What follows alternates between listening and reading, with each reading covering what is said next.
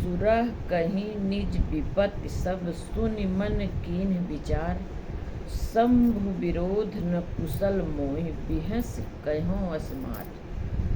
मतलब देवताओं ने कामदेव से अपनी सारी विपत्ति कही। श्रुति कह परम धर्म उपकारा। सुनकर कामदेव ने मन में विचार किया और हंसकर देवताओं से यूँ कहा कि शिव जी के साथ विरोध करने में मेरी कुशल नहीं है।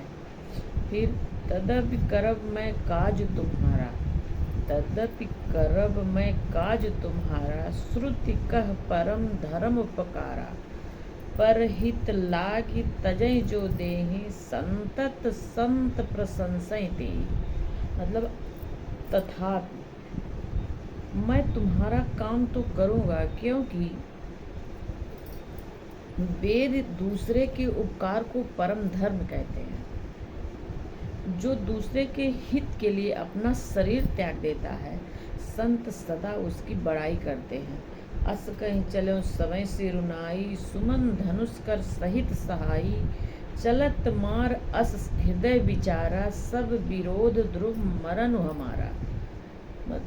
यो कह और सबको सिर नवाकर कामदेव अपने पुष्प के धनुष को हाथ में लेकर वसंतादि मतलब सहायकों के साथ चला।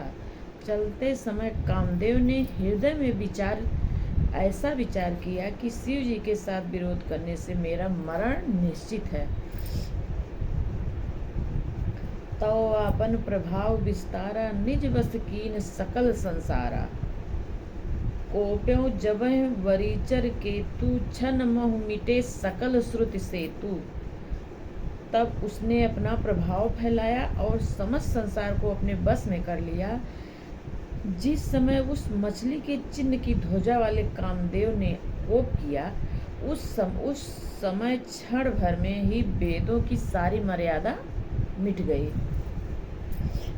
ब्रह्मचर्य व्रत संयम नाना, धीरज धर्म ज्ञान विज्ञाना। सदाचार जब जोग विरागा, सबय विवेक कटक सब भागा। ब्रह्मचर्य नियम, नाना प्रकार के संयम, धीरज धर्म ज्ञान विचार सदाचार, जब योग वैराग्य आदि विवेक की सारी सेना डर कर भाग गई।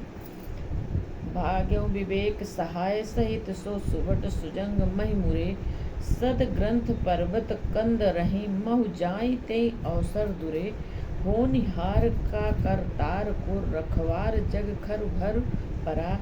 दुई माथ के ही रतिनाथ, जय कहूँ कोपित कर धन सर धरा। छंद है रामायण का बालकांड का छंद है। विवेक अपने सहायकों सहित भाग गया। उसके योद्धा रणभूमि से पीठ दिखा गए। उस समय वे सब सदग्रंथि रूपी पर्वत की कंदराओं में जा छिपे, अर्थात ज्ञान वैराग्य संयम नियम सदाचार आदि ग्रंथों में ही लिखे रह गए। उनकी आचरण छूट गया। सारे जगत में खलबली मच गई और सब कहने लगे, हे विधाता अब क्या होने वाला है? हमारी रक्षा कौन करेगा? ऐसा दो सिर वाला कौन है जिसके लिए रति के पति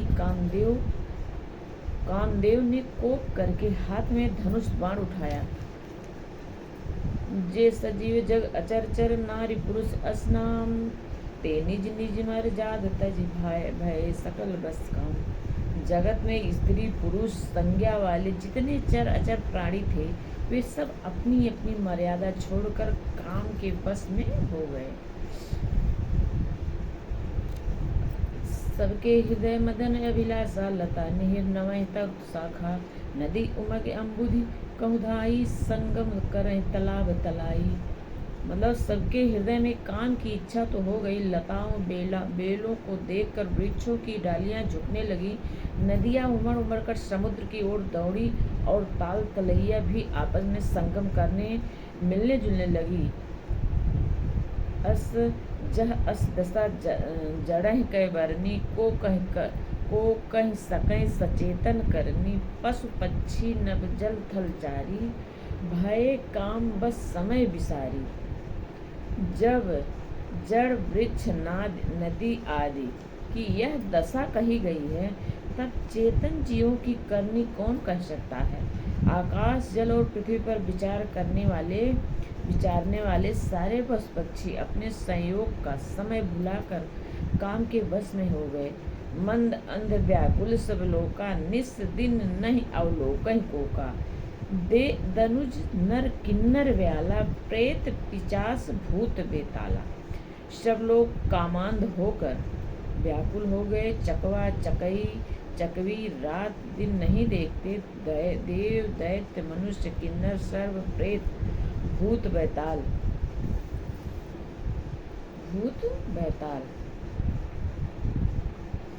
इक दशा न कहो बखानी, सदा काम के चेरे जानी। सिद्ध विरक्त महामुनि जोगी, ते पि काम बस भय वियोगी। ये तो सदा ही काम के गुलाम हैं। यह समझकर मैंने इनकी दशा का वर्णन नहीं किया। सिद्ध विरक्त महामुनि और महायोगी भी काम के बस होकर योग रहित या स्त्री के विरही हो गए। जय श्री राम। लाइक और सब्सक्राइब जरूर करते रहिए।